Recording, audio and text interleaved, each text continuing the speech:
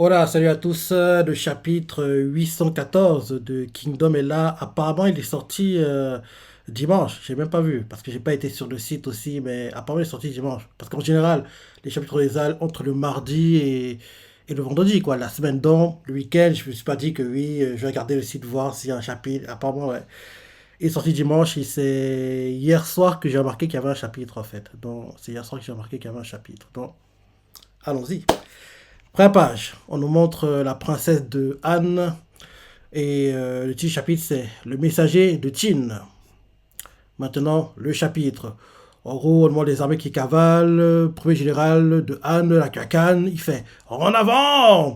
On nous montre aussi le second général de Anne, Ako Koku, il fait aussi en avant. On nous montre l'autre général de Anne qui s'appelle BK et un autre qui s'appelle Aidon. Ils font les deux. Allons-y. Et on voit l'armée de Anne qui est en train de cavaler. Et on voit tous les soldats qui crient oh, motivés comme jamais. Et là, la voix tout fait. Les forces de la capitale de Han, fortes de 160 000 hommes, partent pour les plaines d'Eitei. Mhm.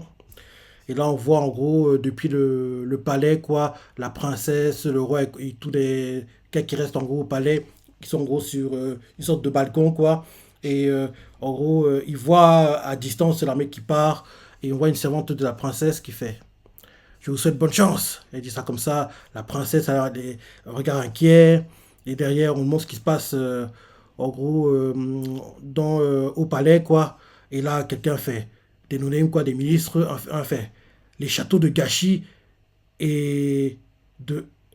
Ah, les châteaux de Gachi et de Un ont également annulé les déploiements de soldats. Un autre fait attendez un peu. Combien de renforts avons-nous perdu?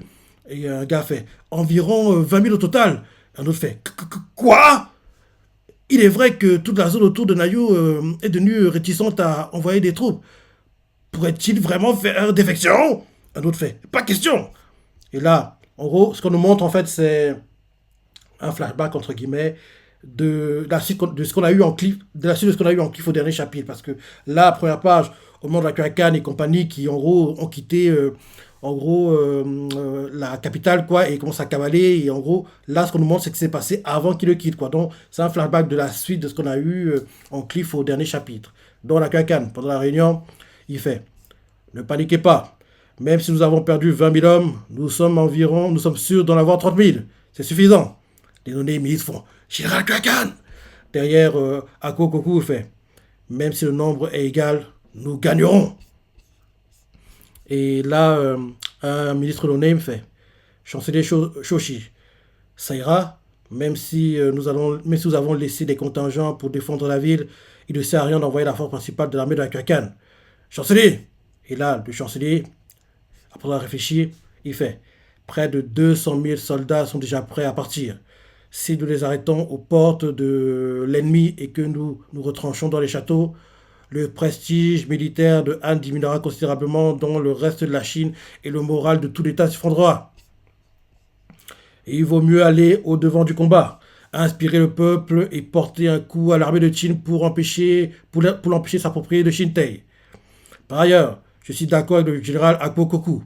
L'armée de Han, menée par les troupes régulières de Shintei, est bien plus forte que l'armée de Qin. Nous avons une force écrasante.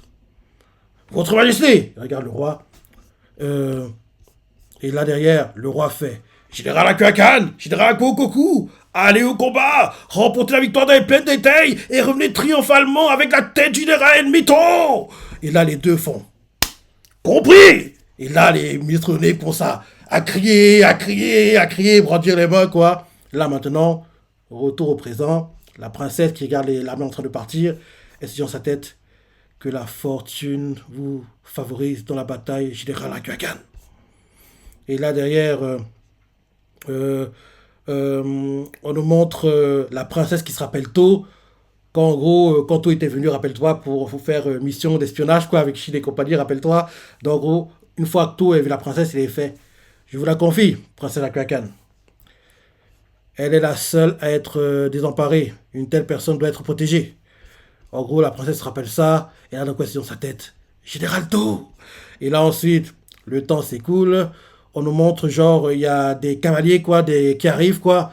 ils ont un drapeau blanc, donc on comprend que c'est les cavaliers de Qin qui envoient un message. Les cavaliers, quoi, qui arrivent, quoi, ils sont combien? 4 5.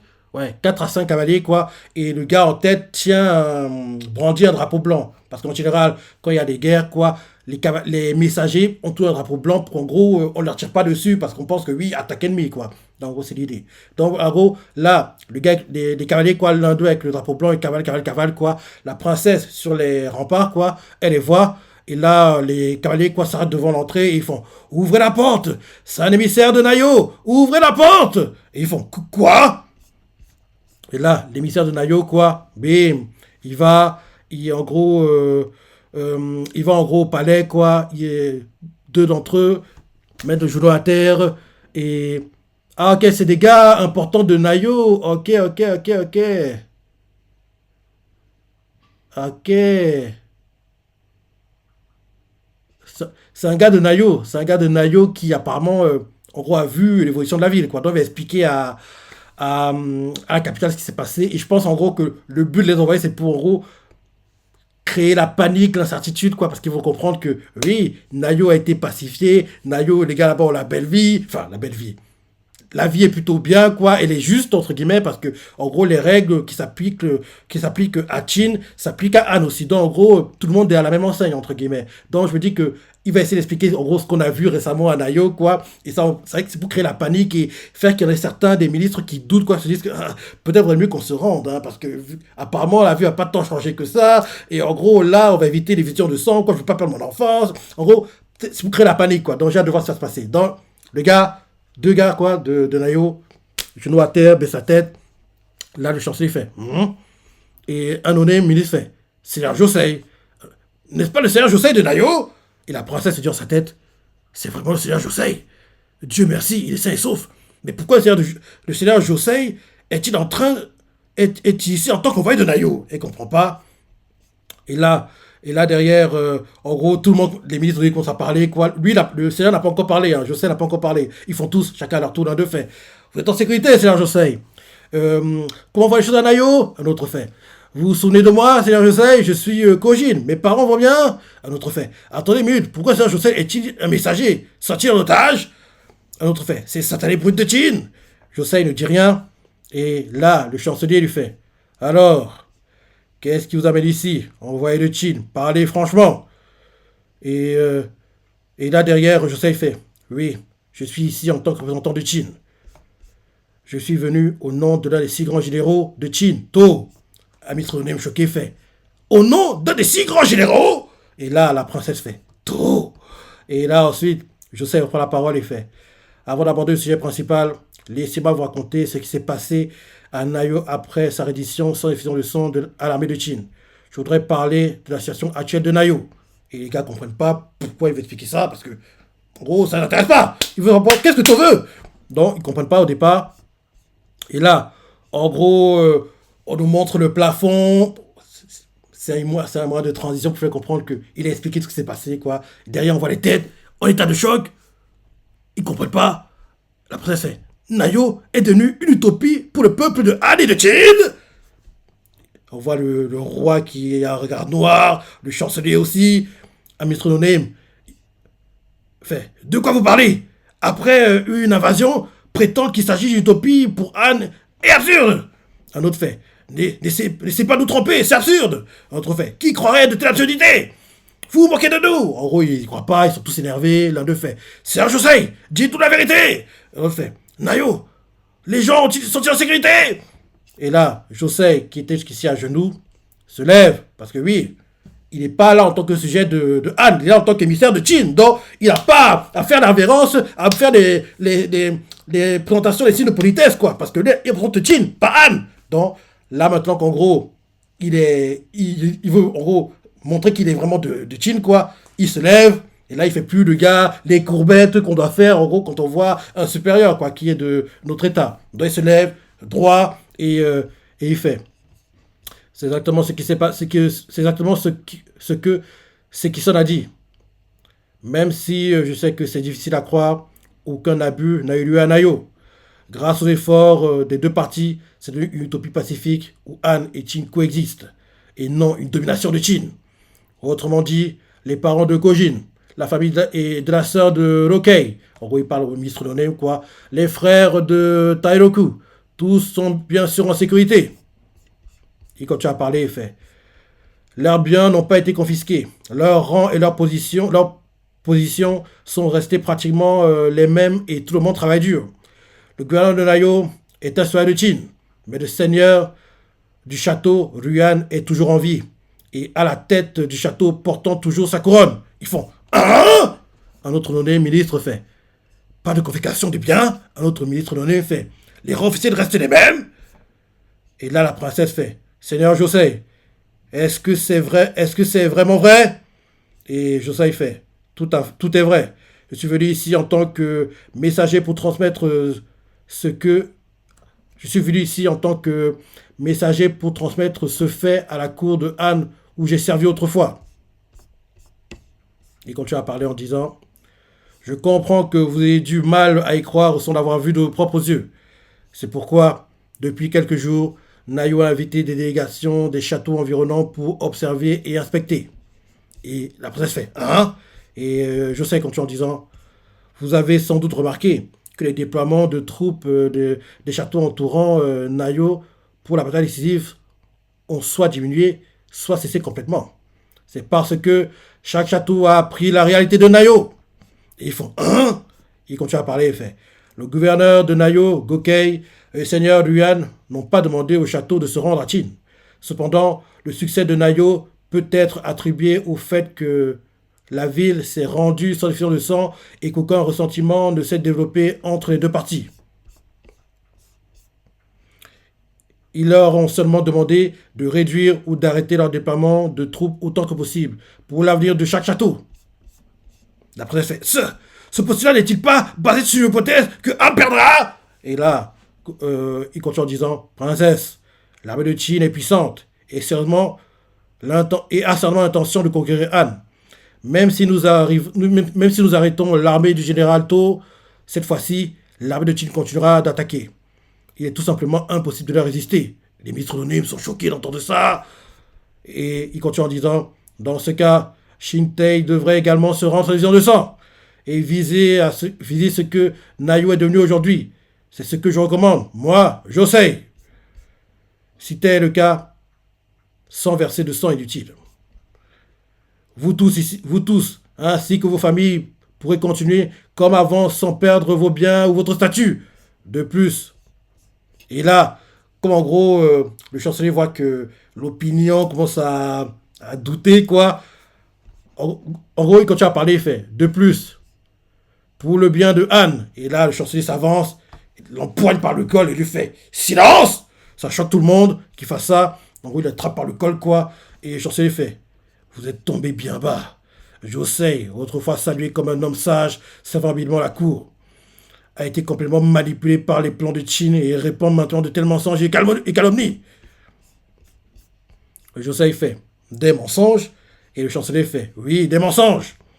Nayo a été piégé dans l'illusion de To, simplement parce qu'il n'y a pas eu d'abus. Les soldats de Qin sont considérés comme des gens bien. Si les gens bien travaillent ensemble et font des efforts mutuels, ça deviendra une utopie. C'est une grande fiction que To a créée pour que vous y croyiez. Il n'a aucunement l'intention de construire un pays pacifique. Ce n'est qu'une stratégie pour gagner sans se battre. Croyez-vous sérieusement que parce qu'il n'y a pas eu d'abus ou de piège à Nayo, il n'y en aura pas à Shintei? C'est impossible. Qin a été vaincu par 2 fois par Zhao perdant à la fois des hommes et des ressources. Ils ont donc jeté leur dévolu sur Han avec l'intention de nous piller et de reconstituer ce qu'ils ont perdu avant d'essayer d'asseoir à nouveau leur suprématie sur la Chine. Tout le contraire. Une fois que l'armée de Qin aura pris Shintei, elle s'emparera de tout ce qui nous appartient. Notre peuple, notre or, tout ce qui appartient à Han. Et là, quand il dit ça, les gars qui commençaient à douter, quoi, ils ont de nouveau galvanisés et motivés par la guerre, quoi. C'est un bon speaker, mon gars. T'as pas le niveau de Chine, parce que oui, dans ce domaine, Chine, c'est le patron, c'est le maître, c'est le dieu. Parce que Chine, qu'en gros, il fait un speak galvanisateur. Apparemment, ça donne la chair de poule, quoi. Mais le chancelier est bon. Il est bon, mais comme là, c'est pas un speech, en gros, dans le feu de l'action, pendant la guerre, en gros, les combats, ça n'a pas le même impact. Parce que Chine, il est fait qu'en gros, sa vie est en jeu. Là, le gars, il est enfin, pépère. Parce que oui, sa vie est en jeu aussi, mais il est pépère au palais, entre guillemets, quoi. Non, c'est pas pareil, quoi. Donc, quand tu le fais sur le champ de bataille, quoi, quand il y a les flèches qui volent, les épées, c'est ça, en gros, ça a plus d'impact parce que, en gros, stress, pression, tension, et en gros, tu dois trouver les bons mots pour galvaniser les soldats pour, en gros, ils se battent pour toi. Donc, Chine est très, très bon pour ça. Donc là, le chancelier, oui, je relis, hein. En gros, le chancelier fait. En gros, d'abord, le gars qui est venu fait des mensonges. Et le chancelier fait oui, des mensonges. Nayo a été pillé, a été piégé dans l'illusion de taux. Simplement parce qu'il n'y a pas eu d'abus. Les soldats de Chine sont construits comme des gens bien. Si les gens bien travaillent ensemble et font des efforts mutuels, ça deviendra une utopie. C'est une grande fiction que Tao a créée pour que vous y croyez. Il n'a aucunement l'intention de construire un pays pacifique. Ce n'est qu'une stratégie pour gagner sans se battre. Croyez-vous sérieusement qu'il n'y a pas eu d'abus ou de piège à Nayo? Il n'y en aura pas à Shintei? C'est impossible. Chine a été vaincu 2 fois par Zhao, perdant à la fois des hommes et des ressources. Ils ont donc jeté leur dévolu sur Han avec l'intention de nous piller et de reconstituer ce qu'ils ont perdu avant d'essayer d'asseoir à nouveau leur suprématie sur la Chine. Tout le contraire. Une fois que l'armée de Chine aura pris Shintei, elle s'emparera de tout ce qui nous appartient. Notre peuple, notre or, tout ce qui appartient à Han. Nous ne serons pas bernés. Seule cette capitale royale Shintei peut protéger le peuple de Han. Et là derrière, il court, il fait Shintei ne cédera pas. Han ne se gommera pas. Jusqu'à ce que les soldats de Chine vomissent du sang et battent en retraite, Shintei résistera de toutes ses forces. Et là, les nommés ministres crient Oh tous en cœur, donc il a réussi à les retourner. Et là, un nommé fait Chancelier Chaussy. Ils font Oh parce que oui, il a réussi à gagner là. Et là derrière, le chancelier fait emprisonner ces 2 émissaires de Chine. Je veux les décapiter et renvoyer leur tête, mais en considérant des réalisations passées de Josei, j'épargnerai leur vie. Bah oui, t'es pas idiot. Parce que si tu le tues, les familles de Josei à Nayo, derrière, vont être des gars qui vont volontairement intégrer l'armée de Chine, quoi. Donc, en gros, il va alimenter Chine sans le vouloir. Donc, faut pas les tuer. Faut pas les tuer. T'es pas idiot, heureusement. Donc, en gros, il fait emprisonner ces 2 émissaires de Chine. Je vais les décapiter et renvoyer leur tête, mais en considérant leur réalisation passée, en considérant les réalisations passées de Josei, j'épargnerai leur vie. Et la princesse dit dans sa tête, Seigneur Josei. Et Josei, en gros, il a emmené quoi. Il regarde la princesse. Et la princesse comprend pas pourquoi elle la regarde comme ça. En gros, il la regarde comme s'il attendait un truc d'elle, quoi. La princesse se dit dans sa tête. Parce qu'on dirait que la clé pour, en gros, faire retourner l'opinion, c'est la princesse. En gros, la princesse sera... Parce que je dis que à la fin de la guerre, le roi va être tué, c'est sûr. Le chancelier est pareil, mais la princesse devrait survivre. Parce que je dis que pour pacifier, pour gagner la confiance des personnes à Shintei, elle doit rester vivante. Alors que le roi, entre guillemets, on peut s'en passer, quoi. Parce que c'est ce que je me dis, c'est pour ça que je voulais en fait que pendant cette campagne, en gros, qu'il y ait Moten, et que Moten et elle se rapprochent, et que le couple se forme. Parce que, entre guillemets, Chine, on sait qui va être en couple. En gros, Kokai, on sait que On a déjà une femme et un enfant, et Moten n'a pas encore de famille, de copine, quoi. Donc, il serait temps qu'il en ait une. Donc, j'aurais aimé que ce soit la princesse de Anne, sa future copine, femme, et en gros, parce que je me dis que quoi qu'il arrive, elle ne mourra pas. Par contre, le roi et le chancelier, quoi, c'est des gars trop extrémistes, c'est des gars à qui on peut pas contrôler, manipuler, entre guillemets, donc, mieux vaut s'en débarrasser. Alors que elle, on peut la contrôler, la manipuler, et en gros, faire en gros ce qu'on veut d'elle, entre guillemets. Alors que les 2 autres, ils ont décidé d'arrêter, quoi. Ça sera compliqué de leur faire changer d'avis, quoi. Donc, en gros, elle est un peu comme Ruan, quoi. En gros, elle peut être, en gros, voir le bien de l'occupation, entre guillemets. En gros, alors que les 2 autres, non, ils vont dire non, non, non, on est contre. Ils sont bornés et en gros, il faudrait même créer des rébellions, genre de choses, quoi. Alors qu'elle, elle va plutôt voir le peuple avant tout et s'arranger à ce qu'il n'y ait pas de guerre pour protéger le peuple. Donc, de tous ceux qui sont encore au palais, c'est elle qui est la seule, à mon avis, qui va survivre au combat. Par contre, le chancelier et le roi, ils devraient mourir, quoi. Donc oui, José emmené, quoi, il regarde la princesse du coin de l'œil, quoi, et la princesse comprend pas, elle fait, mhm. Et là ensuite, le temps s'écoule, on voit la princesse qui, en gros, va à la prison, quoi, rendre visite à José, et là, elle arrive devant, des gardes font, princesse, que faites-vous ici? La princesse fait, j'aimerais parler un peu avec le général, avec le seigneur José. Et là, les gardes font, personne n'est autorisé à entrer. Et le Seigneur José, et là derrière, elle fait le Seigneur José est un disciple du Seigneur Campichi. Nous parlerons que brièvement des questions juridiques.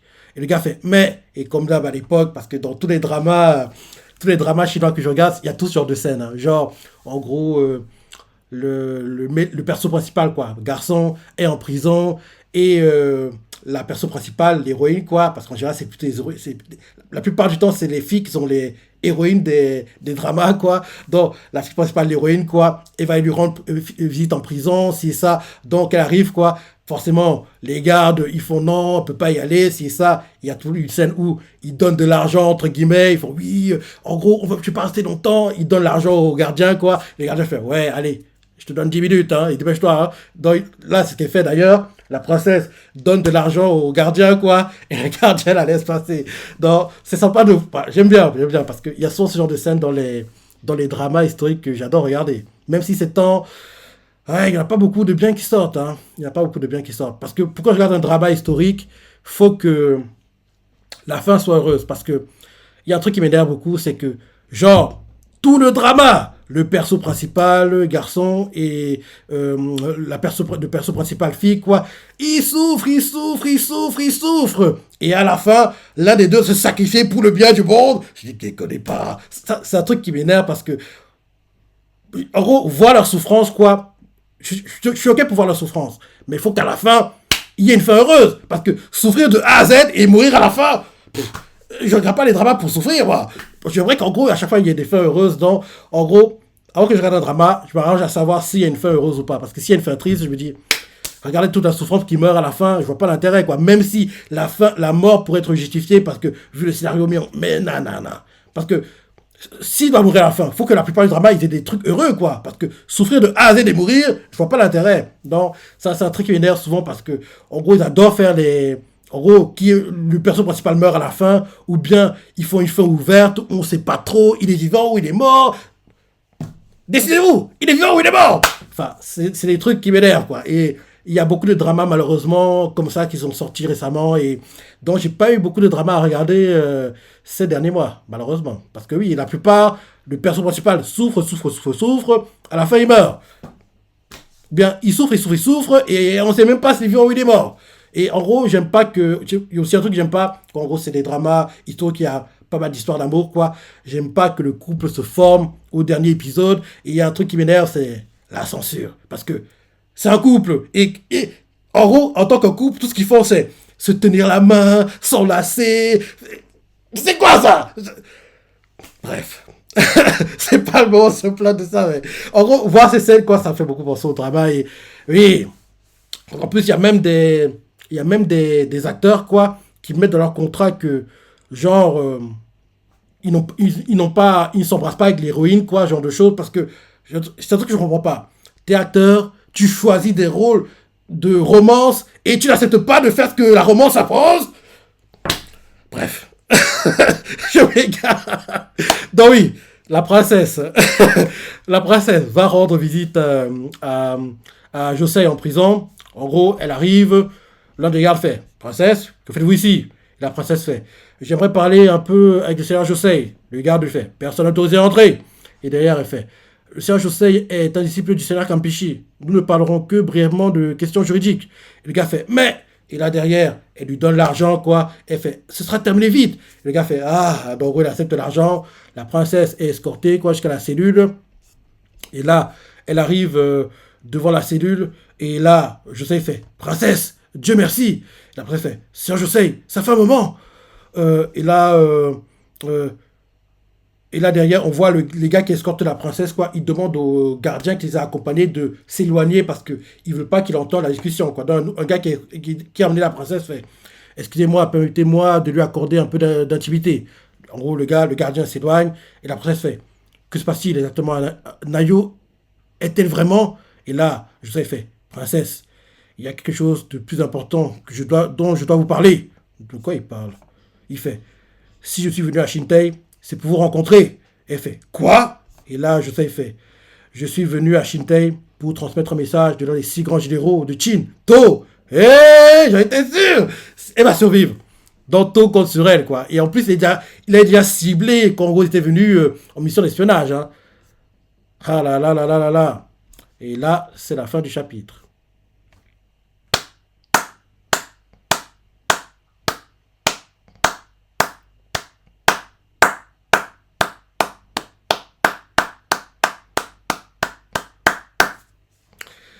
Très bon, comme d'hab, je dis bien, très bon chapitre. Ara Sensei ne déçoit jamais. Et j'ai bien jamais. Comme je dis toujours, il y a 2 mangas, je dis bien 2 mangas pour lesquels je suis jamais, mais alors, jamais déçu. Ces mangas sont Shikyo Kyojin qui, malheureusement pour nous, est terminé en manga comme en animé. Et bien sûr, Kingdom, qui a eu un troisième film live été 2023, sera dans le top 10 des meilleures ventes de manga sur l'année 2024 qu'on aura mi-novembre, enfin, deuxième moitié du mois de novembre, début décembre prochain. Et bien sûr, en gros, a aussi eu un animé saison 5 janvier, hiver 2024. Et là maintenant, on doit attendre pour savoir si on aura une saison 6 parce que oui, il faut qu'on l'ait. Il faut qu'on l'ait. La saison 6 c'est une saison de dingue. On voit Shin one-shot Gakue. On voit Shin battre Oken et revenir d'entre les morts. On voit Shin battre Shogaryu. On battre en gros Gyoin. Et bien sûr, Eki battre Rozo. Même si quand tu regardes le combat, tu sais très bien qu'il n'a pas vraiment battu un loyal. Il a attaqué en traître dans le dos pendant que le roi Figo se battait contre lui et que le roi Figo a fait la plupart du job, quoi, entre guillemets. Donc, en gros, on va voir tout ça et qui se rapproche des sauvageons, quoi. Plus précisément, la tribu Mera, lui et Kitari deviennent proches, commencent à avoir des sentiments l'un pour l'autre. Et petit à petit, il apprend le dialecte de sauvageons. Bref, faut qu'on voit tout ça. Mais l'arc est très très long. Il est très très long et faudra minimum, si tu veux rusher les choses, en gros, si tu veux faire des économies, ne pas tout adapter bien, 39 épisodes. En gros, 3 cours, quoi. 3 cours. Et si tu veux bien faire les choses et en gros, prendre ton temps et bien adapter, quoi, il faudra 50 épisodes. 50 épisodes. Et je ne les vois pas les mettre d'affilée, quoi. Donc, je me dis, ils couperont l'arc en 2 parties. 25 une année, 25 une autre.